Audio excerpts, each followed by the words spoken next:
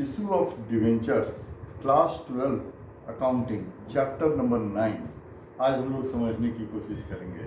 सबसे पहले ये समझते हैं कि डिवेंचर होते क्या हैं।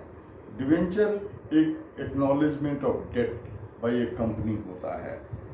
डिवेंचर को चार टाइप से क्लासीफाई किया जा सकता है। On the basis of security, on the basis of redemption, on the basis of registration and on the basis of convertibility.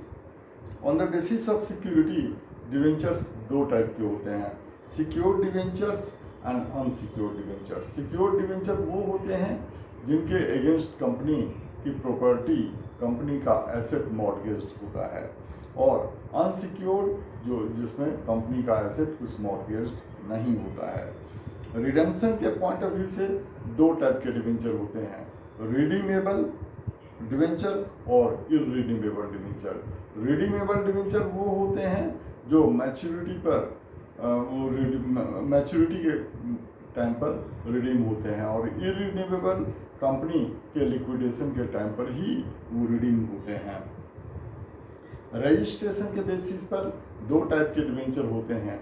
Registered debenture मतलब जिसमें डिवेंचर होल्डर का डिटेल कंपनी अपने पास में मेंटेन करती है, और दूसरा बेरर डिवेंचर जिसमें डिवेंचर होल्डर का डिटेल कंपनी अपने पास में अपने रिकॉर्ड में मेंटेन नहीं करती है। कन्वर्टिबिलिटी के बेसिस पर भी डिवेंचर दो टाइप के होते हैं।